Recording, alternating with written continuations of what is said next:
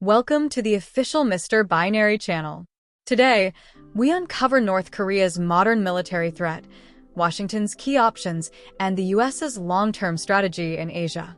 First, let's explore the history of this intense rivalry and why Washington must act now. The Korean War never truly ended, and Pyongyang has spent decades preparing for the next phase. Shaped by rivalry with the United States and fear of regime collapse, North Korea has built a military not to win a conventional war, but to make U.S. intervention unbearably costly.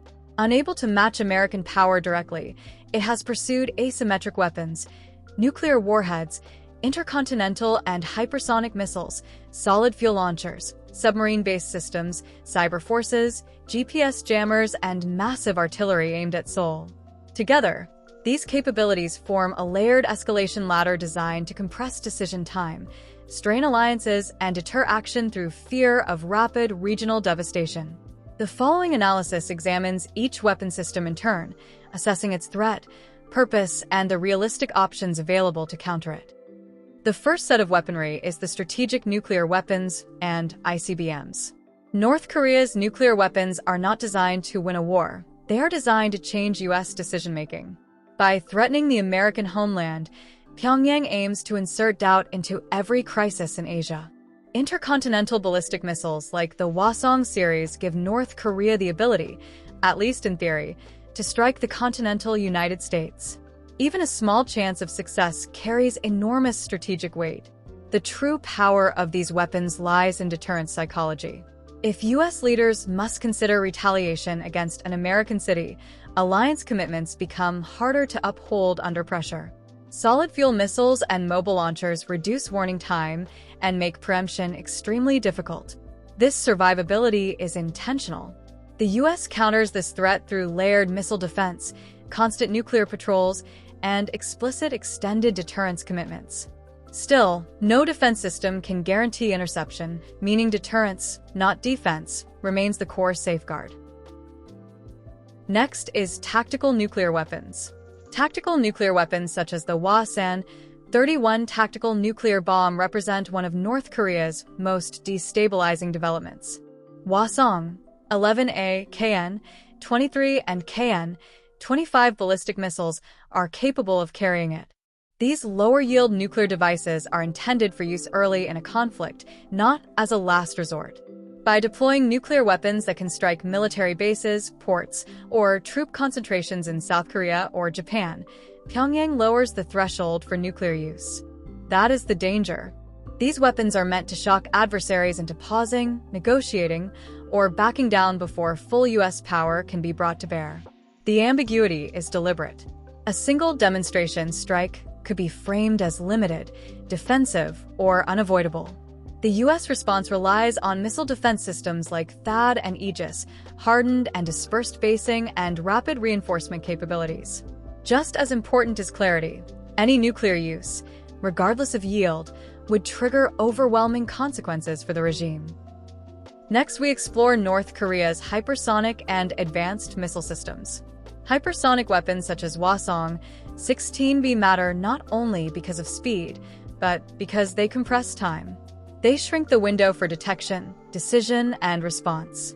North Korea's hypersonic claims may exceed its current technical reality, but the strategic effect is already present. Defenders must assume the worst. These systems are designed to maneuver unpredictably, complicating missile defense and increasing the risk of miscalculation during crises. Hwasong-11Ma, tactical tested as recently as October 22, 2025 and January 27, 2026, this system demonstrates advanced glide capabilities. It is designed for high-precision strikes within the Korean Peninsula, reportedly using a lift-generating hypersonic glide vehicle to evade South Korean and U.S. regional defenses. Intermediate-range hypersonic missiles. In January 2025, North Korea tested a new solid-fuel IRBM, intermediate-range ballistic missile, tipped with a hypersonic warhead. Kim Jong-un claimed it reached Mach 12, allowing it to potentially strike remote Pacific targets like Guam while evading missile shields. Key technological shift. They have transitioned from liquid to solid-fuel engines for these systems. This allows for cold launch capabilities, meaning the missiles can be stored, moved, and fired almost instantly without the long fueling process that makes liquid missiles easy to spot by satellite surveillance. The U.S. counters this threat through persistent surveillance, multi-layered missile defenses, and new space-based sensors. The goal is not perfection, but restoring decision time, because in modern warfare, minutes can decide outcomes. Let's further explore the submarine-launched ballistic missiles, SLBMs, such as the Puksuksong series. Sea-based nuclear force changes everything. Even a small, vulnerable submarine fleet introduces uncertainty into any conflict scenario. North Korea's ballistic missile submarines are not silent or advanced by global standards. But in crowded regional waters, perfection is not required. The purpose of SLBMs is survivability. If land-based missiles are destroyed, a submarine at sea preserves the ability to retaliate. That possibility alone complicates U.S. planning and reinforces regime confidence during crises. Launches from coastal waters reduce warning time and expand potential attack vectors. The U.S. and its allies counter this threat through intensive anti-submarine warfare, including maritime patrol aircraft, sonar networks, and joint tracking operations with Japan and South Korea. The objective is persistent pressure, denying North Korea confidence that its submarines can operate undetected for long. Next, we examine North Korea's chemical and biological weapons. Chemical and biological weapons occupy a dark space between conventional and nuclear war. Their power lies in terror, confusion, and deniability. North Korea is believed to maintain significant stockpiles of chemical agents and has shown willingness to use them, even outside wartime. These weapons could be delivered through missiles, artillery, or covert special operations teams. Attribution may not be immediate.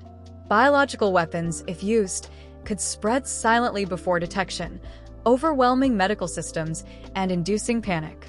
For Pyongyang, these tools offer leverage without crossing the nuclear threshold.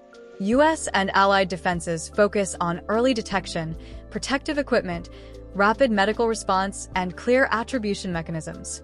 Just as critical is deterrence, signaling that chemical or biological use would still trigger devastating retaliation, even if the attack is covert. Lastly, we explore North Korea's cyber warfare and GPS jamming. North Korea relies heavily on non-kinetic domains, cyber and space-adjacent electronic warfare, to offset conventional military weaknesses and apply pressure continuously below the threshold of open conflict. Cyber warfare is one of Pyongyang's most effective and cost-efficient tools. Through hacking, ransomware, and large-scale cryptocurrency theft, North Korean cyber units generate revenue for weapon programs while coercing adversaries without firing a shot. These operations persist during peace, crisis, and conflict alike. Attribution is slow, legal responses are constrained, and escalation pathways are unclear, making cyber an ideal asymmetric weapon. The deliberate blurring of criminal and military activity further complicates international countermeasures. Parallel to cyber operations, North Korea exploits modern military's dependence on space-enabled systems. GPS jamming and electronic interference, particularly near the Korean Peninsula, can degrade navigation, targeting, logistics, and communications for both military and civilian users. These actions are non-kinetic, reversible, and difficult to attribute, making them attractive tools for disruption below the level of war. Mobile jamming platforms enhance survivability and complicate targeting. The U.S. response emphasizes denial and resilience rather than punishment. In cyberspace, this includes intelligence sharing, financial tracking, offensive cyber capabilities, and coalition-based defenses aimed at cutting off illicit funding streams. In the space and electronic domain, the focus is on redundancy, hardened satellites, alternative navigation systems, and rapid replacement capabilities. The objective is continuity, ensuring U.S. and allied forces can operate effectively even when cyber and space access are contested. In summary, North Korea's military power is often misunderstood as crude or outdated. In reality, it is purpose-built for one mission: to inject uncertainty into every U.S. decision in Asia. From intercontinental nuclear weapons to tactical nuclear systems, from cyber operations to space denial, Each capability is designed not to defeat the United States outright, but to complicate intervention. The true weapon is not any single missile or warhead. It is the combined effect of layered threats operating across multiple domains and ranges. Nuclear forces anchor this strategy by raising existential stakes. Advanced missiles and submarine-based systems reduce warning time and increase survivability. Cyber operations fund the arsenal and apply constant pressure below the threshold of war.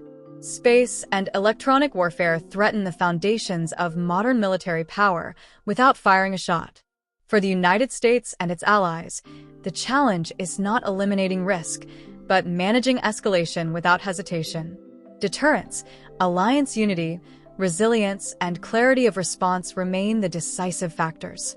In the end, North Korea's strategy relies on doubt. Preventing conflict depends on ensuring that doubt never becomes paralysis. Thank you for watching, and please don't forget to subscribe for future videos.